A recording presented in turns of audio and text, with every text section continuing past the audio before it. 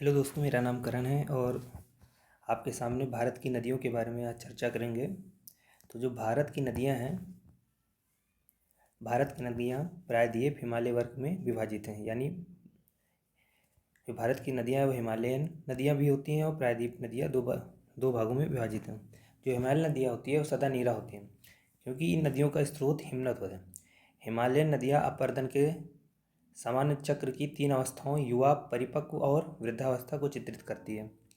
लेकिन प्रायद्वीपीय नदियाँ वर्षाधीन है, क्योंकि वर्षा का जल ही इन नदियों का एकमात्र स्रोत है और कम वर्षा में प्रायद्वीप नदियों या तो सूख जाती हैं या जल का स्तर बहुत निम्न हो जाता है और प्रायद्वीप नदियाँ परिपक्वता तक पहुँच गई हैं।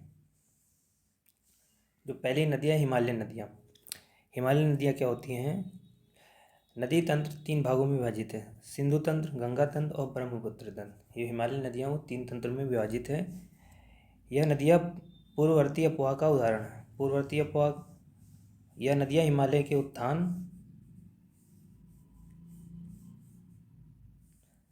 उत्थान के क्रम में निरंतर अपरदन कार्य कर रही हैं, इसीलिए इनके द्वारा गार्ज या गड्ढे का निर्माण होता है। यह अपरदन वगैरह बहुत करती हैं, जिसके कारण उसमें गार्ज जो गड्ढा हो जाता है। और सिंधु नदी तंत्र के बारे में बताएं तो नदी की कुल लंबाई 2880 किलोमीटर है और जो भारत में है वो 1114 किलोमीटर है। नदी का जो विस्तार है वो तिब्बत, भारत और पाकिस्तान में। नदी का 93% क्षेत्रीय विस्तार पाकिस्तान में। नदी का जो उद्गम है वो कैलाश पर्वत या मानसरोवर झील यहाँ पे है। कैलाश पर्वत या मानसरोवर झील तिब्बत है और तिब्बत में नदी का नाम संगे खबब है। इस नदी का जो नाम है वो क्या है? संगे खबब। इसका अर्थ है सिंह मुंह। भारत में नदी प्रवेश लद्दाख में दमचौक नामक स्थान से यहाँ पे करती है। और सिंधु की प्रमुख सहायक 2 नदियाँ वो जास्कर, श्योक, नुब्रा व गिलगिट है। यहाँ पे देखिए, यहाँ पे श्योक, नुब्रा, गिलगिट ये सब जो है। जास्कर देखिए नीचे से मिलती है और बाकी जो है ऊपर से मिलती है। ये 3 नदी है ऊपर की और एक नदी नीचे से इस सिंधु की सहायक नदी है। ध्यान रखें, काराकोरम पहाड़ियों की दक्षिण सिंधु नदी जल विवाद समझौता 1960 भारत व पाकिस्तान के मध्य विश्व बैंक मध्यस्थता द्वारा समझौता कराया गया था।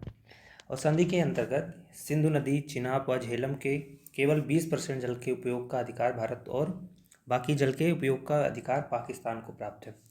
रावी, व्यास व सतलज नदियों के पूरे जल के उपयोग का अधिकार भारत के पास है।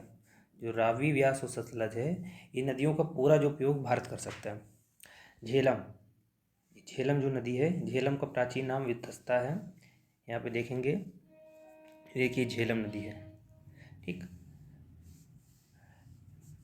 तो झेलम के बारे में बताते हैं। कश्मीर की स्थित वेरीनाग या शेषनाग झील, यहाँ पे वेरीनाग या शेषनाग झील है, जिसे पीर पंजाल पहाड़ बोलते हैं। नदी का उद्गम स्थल है। प्रमुख सहायक नदी किशनगंगा या नीलम है। श्रीनगर शहर इसी नदी पर स्थित है। जो श्रीनगर शहर है वो झेलम नदी पर स्थित है और देश के ताज़े पानी की सबसे बड़ी झील उलर झील और डल झील झेलम नदी पर है। यहाँ पे सबसे ताज़े जो पानी की झील है वो झेलम नदी पर ही है, डल झील और उलर झील। इससे आपका झील भी तैयार हो जाएगा, किस नदी पे कौन सी झील है। यह नदी भारत और पाकिस्तान के मध्य अंतर्राष्ट्रीय सीमा का निर्धारण करती है। भारत और पाकिस्तान के जो मध्य अंतर्राष्ट्रीय सीमा है वो झेलम नदी ही निर्धारण करती है। चिनाब नदी दूसरे नंबर है। चिनाब नदी, इसको प्राचीन नाम इसको अस्कनी बोलते हैं। हिमाचल प्रदेश स्थित बारालाचा दर्रे से चंद्र व भाग नाम की 2 सरिताएं मिलती हैं और हिमाचल प्रदेश में इसे चंद्रभाग नदी के नाम से जानते हैं। चिनाब को चंद्रभाग नदी से नाम से जानते हैं और कश्मीर में यह चिनाब के नाम से जानी जाती है। ये देखिए यहाँ पे है, ये यहाँ पे चिनाब नदी। दूसरी जो नदी है वो चिनाब नदी है और इस नदी पर बगलीहार बांध के निर्माण पर भारत और पाकिस्तान के मध्य विवाद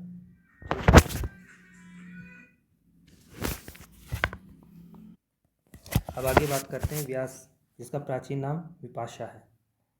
उद्गम स्थल जो है व्यासकुंड रोहतांग दर्रा हिमाचल प्रदेश में। इसका जो उद्गम स्थान है वो रोहतांग दर्रा है, वो हिमाचल प्रदेश में है। और व्यास सिंधु की एकमात्र सहायक नदी है जो भारत से प्रारंभ होकर ही यहीं समाप्त हो जाती है और हरके पंजाब में नामक ए या सतलज नदी में मिल जाती है। यहाँ पे देखिएगा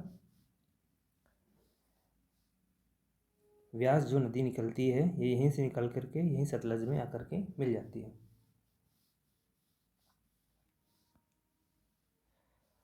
और हरके बैराज से इंदिरा गांधी नहर निकलती है। इंदिरा गांधी नहर को राजस्थान का मरुगंगा कहते हैं। यहीं से जो है ये इंदिरा गांधी नहर यहाँ से ही निकलती है। और रावी नदी का पुराना नाम परसड़ी है। और रोहतांग दर्रा हिमाचल प्रदेश में इसका भी उद्गम स्थल वही स्थल है।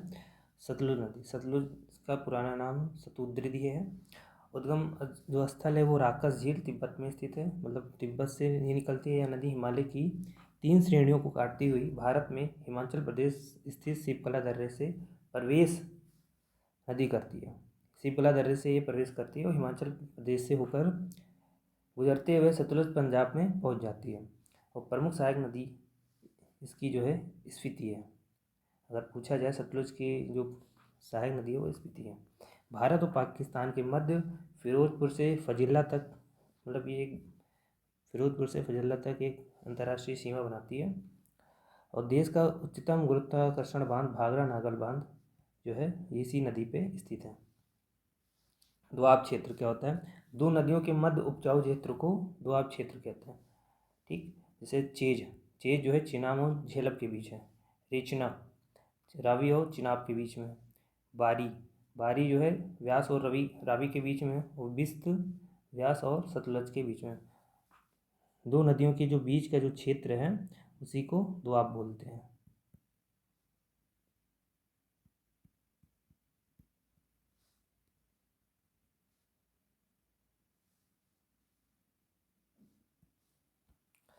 अब बात करते हैं गंगा नदी तंत्र। ये सबसे इम्पोर्टेंट है गंगा नदी तंत्र। भागीरथी के नाम से नदी का उद्गम स्थल उत्तराखंड के गोमुख गंगोत्री स्थित हिमनद है। यह भारत की सबसे लंबी नदी है। इसकी जो लंबाई है वो आप देख ही रहे हैं 2525 किलोमीटर है। इसका उद्गम स्थल उत्तराखंड का गोमुख जो है उन्हीं से होता है। उत्तर भारत में मैदान के निर्माण में सबसे ज़्यादा योगदान जो है गंगा नदी का है। और देश में सबसे ज़्यादा राज्यों से गुजरने वाली जो नदी है वो गंगा है। यह 5 राज्यों से होकर गुजरती है: उत्तराखंड, उत्तर प्रदेश, बिहार, झारखंड तथा पश्चिम बंगाल। टिहरी बांध भागीरथी बांध जो 221 मीटर पर स्थित है। इसी पर टिहरी बांध बना हुआ है भागीरथी नदी पर। और भागीरथी का उद्गम गोमुख उत्तरकाशी से है। भागीरथी व अलकनंदा जो नदियां हैं मिलकर देवप्रयाग का संगम करती हैं।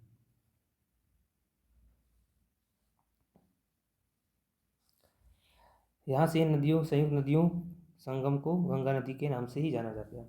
और 2008 में गंगा को राष्ट्रीय नदी का दर्जा प्राप्त हुआ। ध्यान दें, भागीरथी नदी पर टिहरी बांध का निर्माण किया गया। इस बांध पर निर्मित कृत्रिम झील का नाम जो है स्वामी तीर्थ सागर है। इसमें कृत्रिम जो है बांध बनाया गया है, झील है, और झील का जो है नाम स्वामी तीर्थ सागर है। उत्तराखंड, उत्तर प्रदेश, बिहार व पश्चिम बंगाल राज्यों से बहते हुए पश्चिम बंगाल के फरक्का स्थल पर गंगाएं 2 भागों में विभाजित हो जाती हैं। ठीक, और एक धारा पश्चिम बंगाल में जाती है तथा दूसरी जो है बांग्लादेश में प्रवेश करती है। पश्चिम बंगाल में नदी को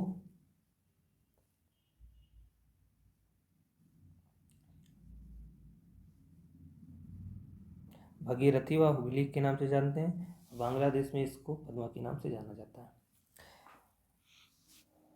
इस तरीका क्या है? ऐसी नदी जो प्रमुख नदी से अलग हो जाती है, दोआब उनमें नहीं मिलती, उसे वितर्तिका कहते हैं। जैसे हुगली और पद्मा ये दोनों अलग हो जाती हैं। हुगली नदी बंगाल की खाड़ी में गंगा सागर द्वीप नदी का निर्माण करती हैं। और ध्यान दें, उत्तर प्रदेश में गंगा नदी बिजनौर जिले से प्रवेश करती है और बलिया जिले से उत्तर प्रदेश में जो गंगा नदी बाहर निकल के बिहार में प्रवेश करती है। और गंगा नदी उत्तर प्रदेश के 27 जिलों से बहती है। ये इम्पोर्टेंट है।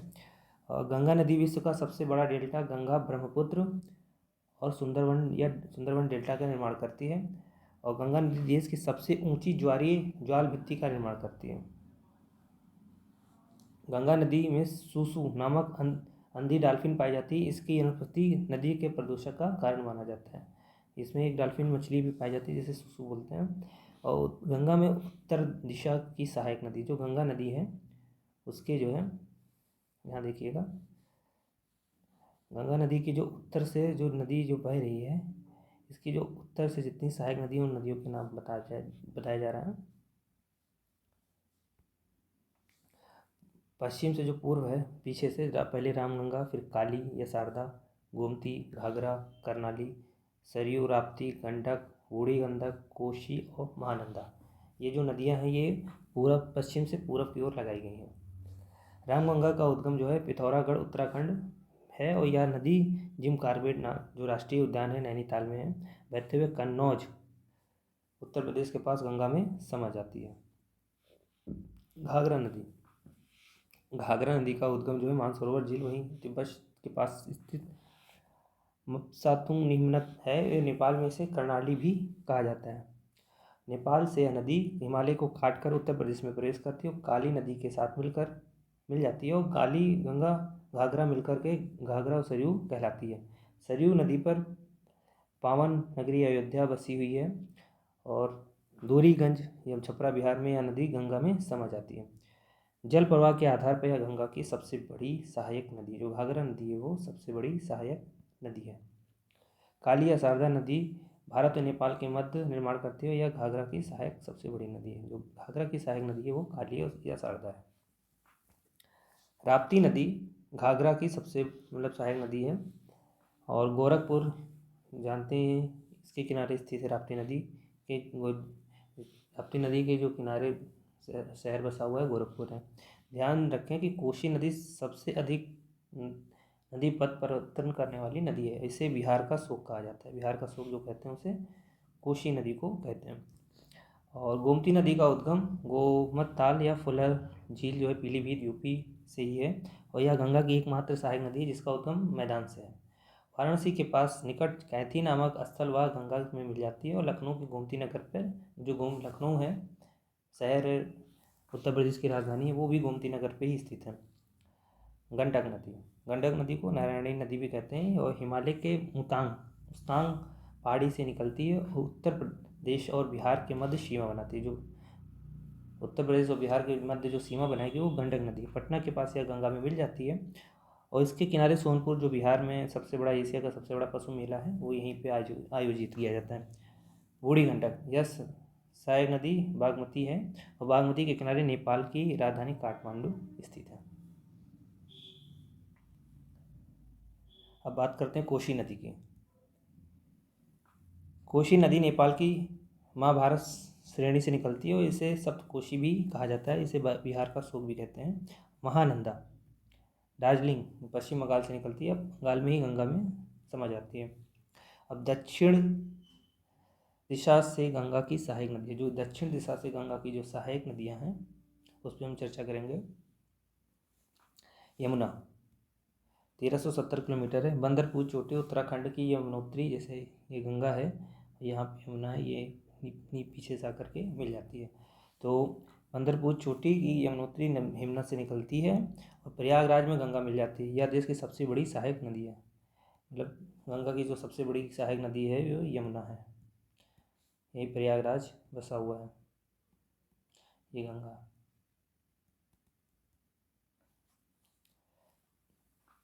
इसके बाद बात करते हैं यमुना की जो 4 सहायक नदियां हैं, वो हिंडन है, चंबल है, सिंध, बेतवा, केन। ये 4-5 नदियां हैं। हिंडन सहारनपुर से निकलती हुई दिल्ली के पास कुछ दूरी पर यमुना में मिल जाती है। ध्यान रखें, बेतवा नदी पर उत्तर प्रदेश और मध्य प्रदेश की सरकार द्वारा संयुक्त राजघाट नदी परियोजना चालू की गई है।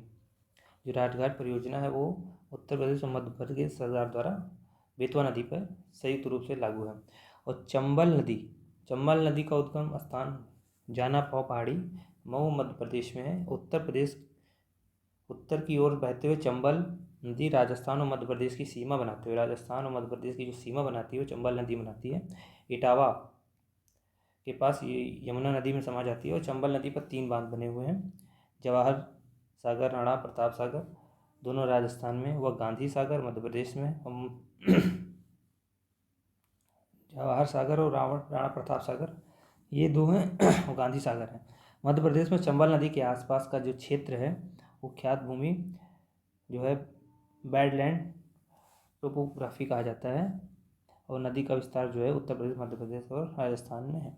क्षिप्रा नदी मध्य प्रदेश में है ये, और जम्पल की सहायक नदी है। या यहाँ पर कुंभ मेले का आयोजन किया जाता है। ये जो है उज्जैन में है। उज्जैन में जो नदी है वो क्षिप्रा नदी है। सोन नदी का उद्गम स्थल अमरकंटक चोटी मैकाले श्रेणी जबलपुर मध्य प्रदेश में है। ये जो सोन नदी है ये अमरकंटक से चोटी से निकलती है। ये उद्गम स्थल से निकलकर वह उत्तर दिशा में बहते हुए पटना के पास गंगा नदी में मिल जाती है। ये सोन नदी पटना में बताई मिलती है। सोन नदी के दाहिने किनारे पर मिलने वाली प्रमुख सहायक नदी है। रिहंद नदी जो है सोन की सहायक नदी है। और सोनभद्र यूपी में रिहंद बांध पर गोविंद बल्लभ पंत सागर जो कृत्रिम झील स्थित है वो ये रिहंद नदी पर स्थित है। दामोदर हुगली की सहायक नदी है। और यह नदी छोटा नागपुर पहाड़ की दो भागों, उत्तर में हजारीबाग और दक्षिण में रांची पठार में बांटती है। और देश की प्रथम बहुउद्देशीय जल परियोजना दामोदर पर स्थित है। और दामोदर नदी भ्रंश घाटी से होकर बहती है। दामोदर नदी कोयले की खानों के लिए प्रसिद्ध है। नदी पर स्थित कोयला के खनन औद्योगिक इकाइयों के कारण दामोदर देश की सर्वाधिक प्रदूषित नदी कहा जाता है। जैविक मरुस्थल भी इसे कहते हैं। सबसे ज़्यादा प्रदूषण इसी दामोदर नदी पे ही है। दामोदर को बंगाल का दूध विश्वघाती नदी भी कहते हैं। गोदावरी महानदी सोनभद्रा नदी घाटियों में कोयले का जमाव पाया जाता है। अब देखिए देवप्रयाग, इसका हम समझाते हैं।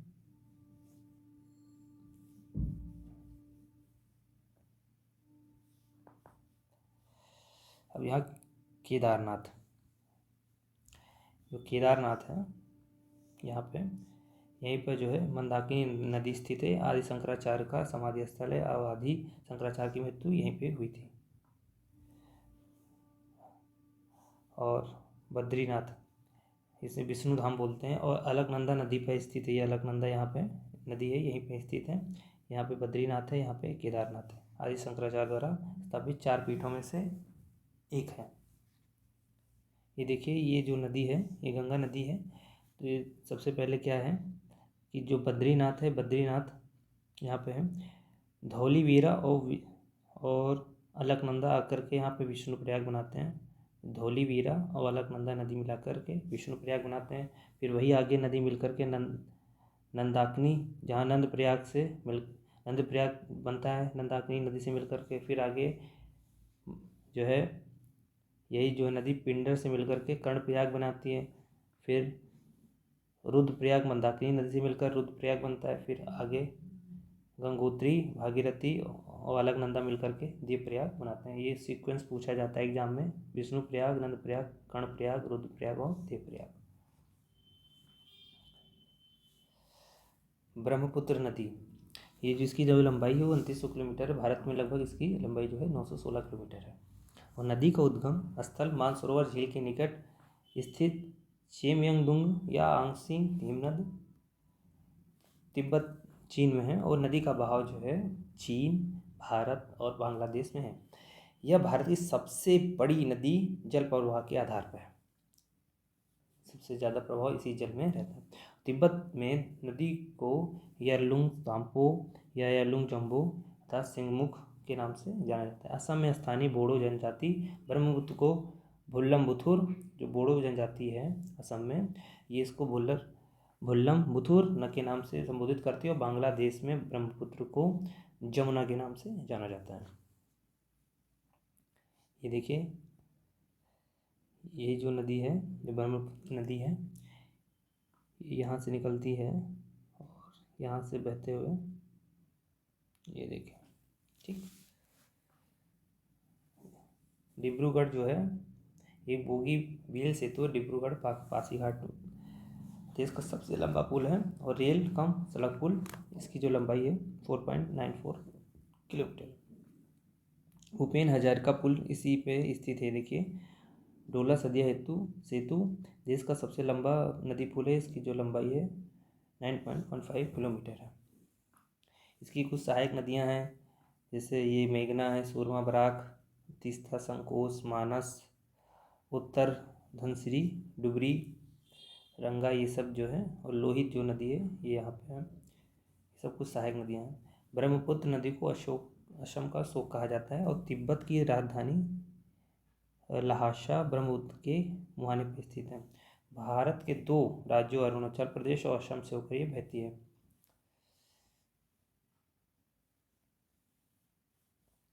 नामचा बरवा शिखर, ये 7,757 मीटर के आसपास पहुंचकर अंग्रेजी यू अक्षर जो बनाती है, और यहाँ से मोड़ बनाकर यांग याप दर्रे के माध्यम से अरुणाचल प्रदेश में प्रवेश करती है। और यहाँ इसे सियांग या दिहांग के नाम से जाना जाता है। यहीं पर इसको सियांग या दिहांग के नाम से जाना जाता है। यहीं पर इसको दिहांग के नाम से देखो, यू आकार से बिल्कुल मुड़ती है।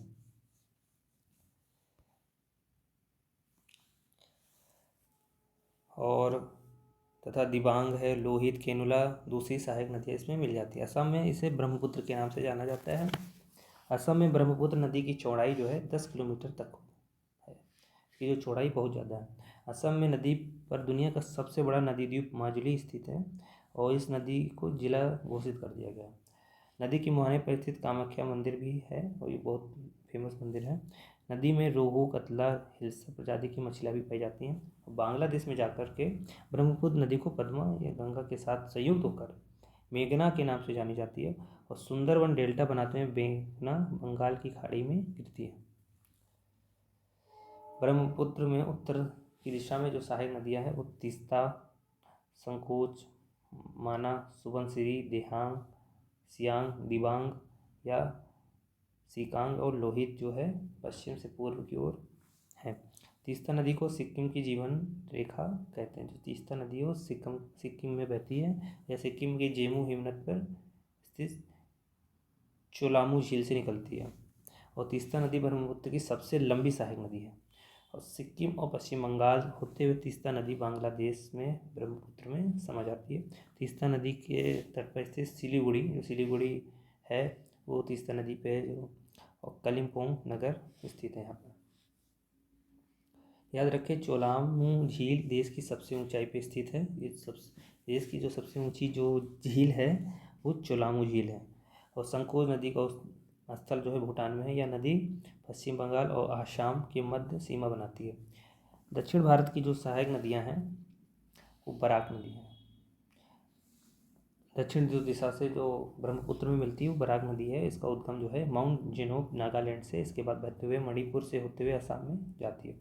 असम में इसे सूरमा के नाम से जानते हैं, और इसके बाद यह नदी बांग्लादेश में प्रवेश कर जाती है, जिसे मेघना का कहा जाता है। पूर्ववर्ती नदी के यहाँ कौन कौन सी होती हैं? वह नदियाँ जो पर्वतों की उत्पत्ति के बाद भी अपने पूर्व वाले मार्ग पर ही बहती हैं उन्हें पूर्ववर्ती नदियाँ कहते हैं।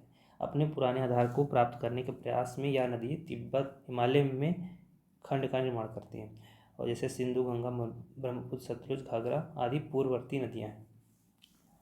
अनुवर्ती नदियाँ वह नदियाँ जो ढाल की दिशा में बहती हैं अनुवर्ती नदियाँ कहलाती हैं। प्रायद्वीपीय नदियाँ जैसे गोदावरी, कृष्णा, कावेरी से प्रायद्वीपीय नदियाँ कहते हैं। अब देखते हैं प्रायद्वीपीय नदियाँ क्या हैं। देखिए, पहले बाढ़ नियंत्रण के बारे में जानते हैं। केंद्रीय जल आयोग द्वारा 226 बाढ़ पूर्वानुमानों केंद्रों की स्थापना की गई है। जिन राज्यों केंद्र शासित प्रदेश में इसकी स्थापना नहीं की गई है उनकी सूची पंजाब, हिमाचल प्रदेश, नागालैंड, मणिपुर, मिजोरम, छत्तीसगढ़, केरल, पुदुचेरी, अंडमान निकोबार, लक्षद्वीप, चंडीगढ़, दादर और नगर हवेली है। यहाँ पे बाढ़ नियंत्रण का कोई स्थापना नहीं की गई है। प्रायद्वीप नदी के बारे में बात कर रहे हैं, तो प्रायद्वीपीय नदी पश्चिमी तट की नदियाँ डेल्टा का निर्माण नहीं करती। जो पश्चिमी तरफ बहती हैं वो डेल्टा का निर्माण नहीं करती, क्योंकि वे छोटे मार्ग से तीव्र गति से कठोर चट्टानों के ऊपर प्रभावित होती हैं। इस कारण इसमें गाद का अभाव रहता है, जो डेल्टा निर्माण के लिए आवश्यक है। जब तक गाद होगा नहीं तो डेल्टा बनेगा नहीं। और प्रायद्वीपीय नदी की सभी प्रमुख नदियाँ बंगाल की खाड़ी में गिरती हैं।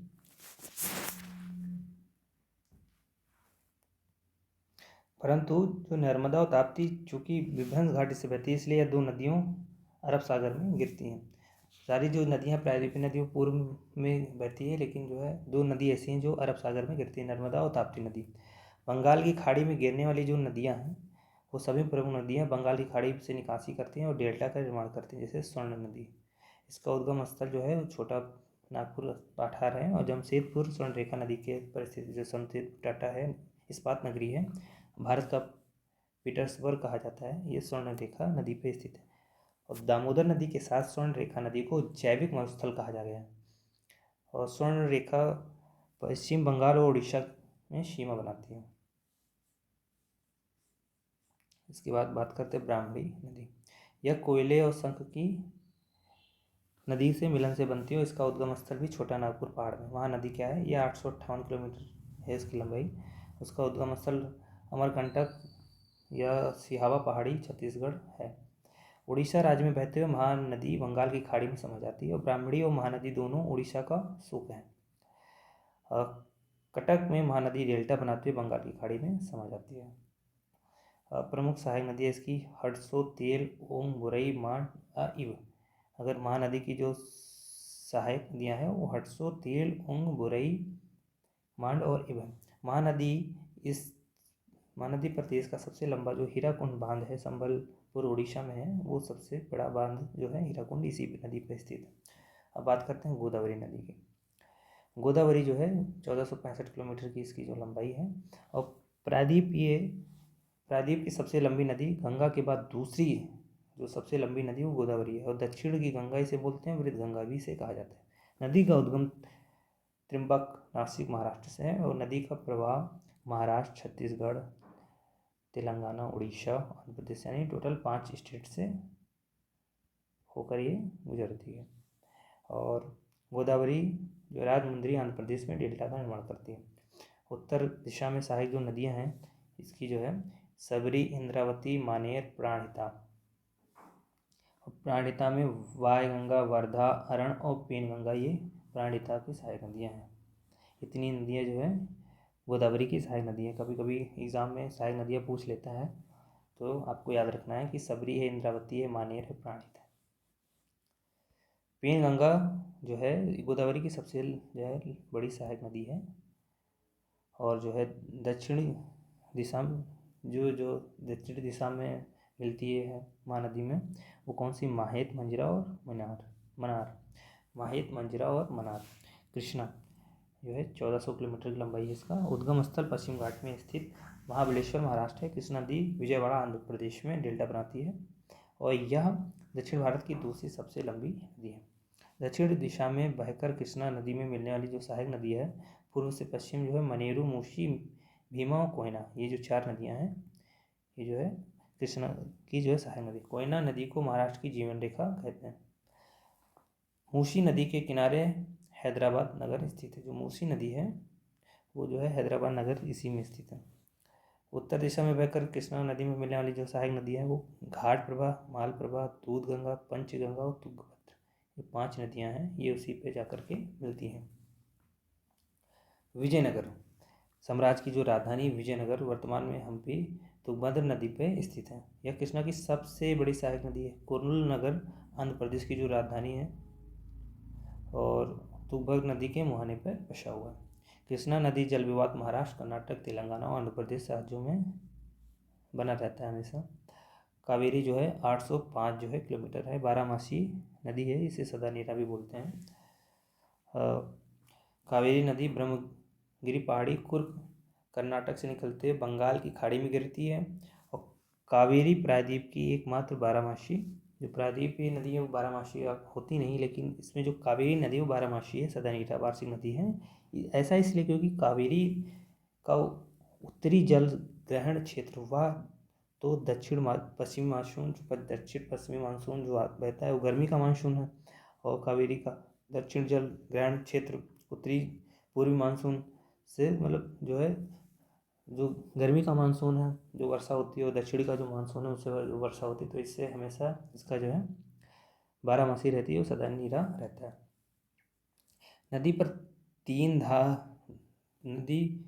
तीन बार 2 धारों में विभक्त हो जाती है। जो ये नदी है 3 बार 2 धारों में विभक्त होती है, कुछ मील में जाकर पुनः ये मिल जाती है। जैसे कावेरी नदी पर जो है शिव समुद्रम, श्रीरंगपट्टम और श्रीरंगद्वीप का निर्माण होता है। ये 2 भागों में बंटती हैं और जो बीच का स्थान जैसे 2 भागों में बटी, फिर 2 भागों में बटी, फिर 2 भागों में बटी, तो आखिरी में जाकर मिल जाती हैं। तो इसी जो स्थान है वो शिव समुद्रम, रंगपट्टम और श्रीरंगम द्वीप का निर्माण होता है।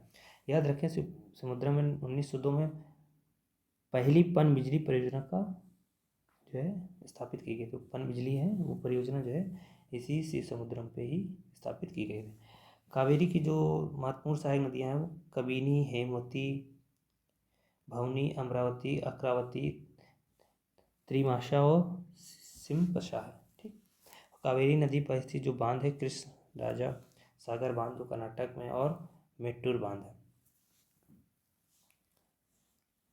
कावेरी नदी का जो जल विवाद है कर्नाटक, तमिलनाडु, केरल और पुदुचेरी के मध्य रहता है। तमिल याद रखें, तमिल महाकाव्य शिल्पाधिकारम में कावेरी नदी की स्तुति की गई है। जो तमिल महाकाव्य है वो शिल्पाधिकारम है। वैगई नदी क्या है? नदी का उद्गम जो है स्थल वर्षानद पहाड़ी तमिलनाडु में है। वैगई नदी रामेश्वर में डेल्टा बनाते हुए पाक जल मध्य डमरू में गिरती है। मदुरई नगर वैगई नदी के किनारे स्थित है। जो वैगई नगर है वो वैगई नदी के किनारे स्थित है। और मदुरई को मंदिरों का शहर कहते हैं और अशोक का शहर भी कहा जाता है।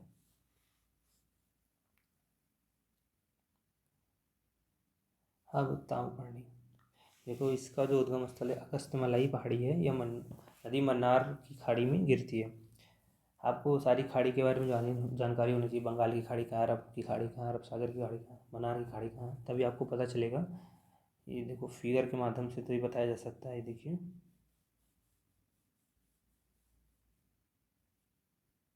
ये देखिए यहाँ पे ये जो है बंगाल की खाड़ी है, ये अरब सागर की खाड़ी है। तो यहाँ पे देखिए आप जो नदियाँ हैं,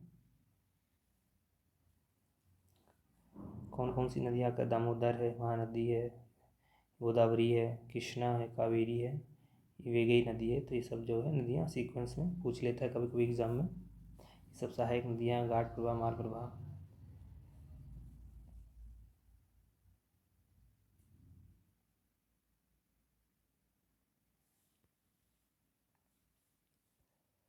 अरब सागर में गिरने वाली नदियाँ, जो अरब सागर में गिरती हैं वो नर्मदा नदी है, 1312 किलोमीटर है, उपनाम उसको रेवा बोलते हैं।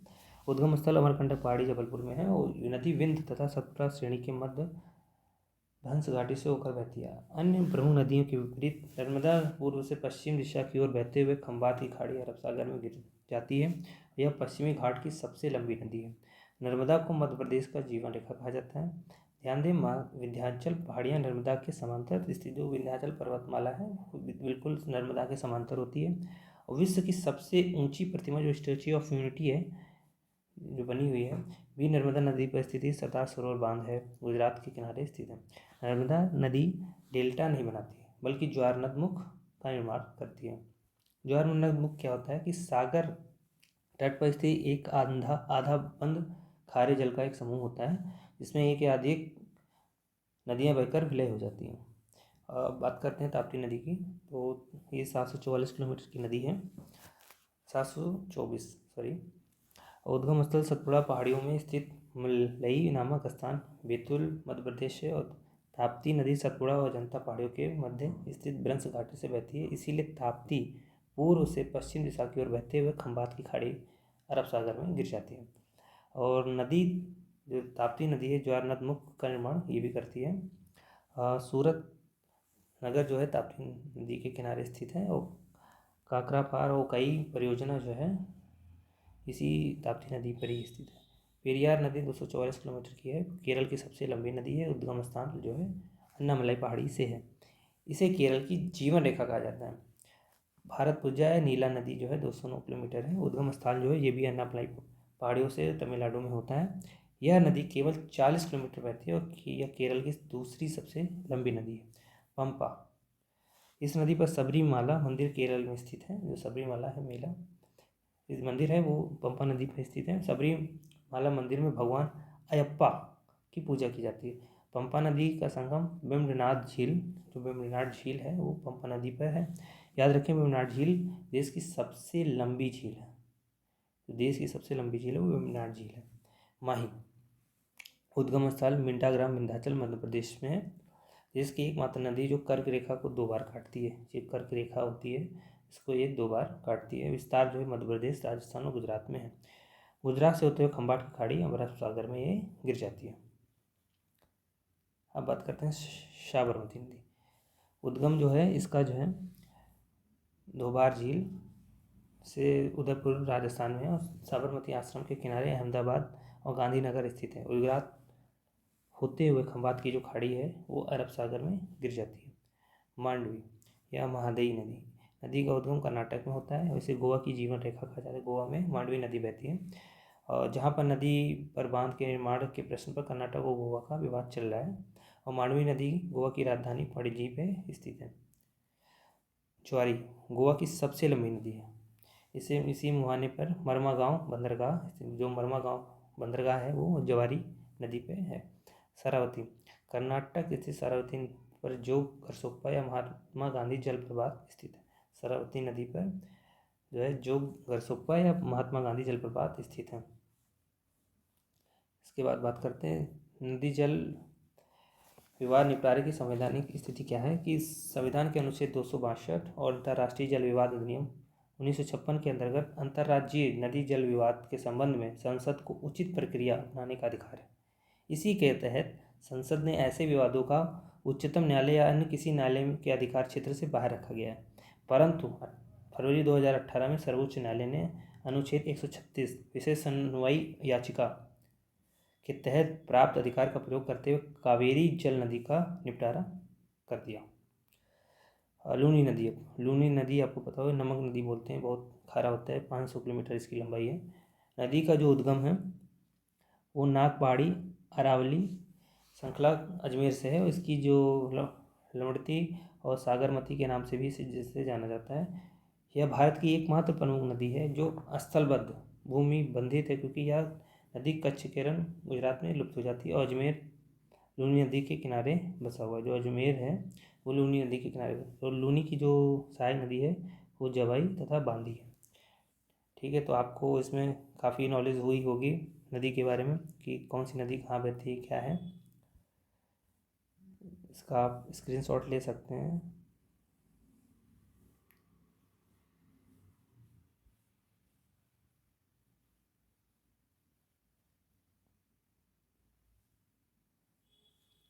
इसमें आप देख सकते हैं कि कौन सी किस सहायक नदी है, और इसका स्क्रीनशॉट लेकर आप फिगर बना सकते हैं।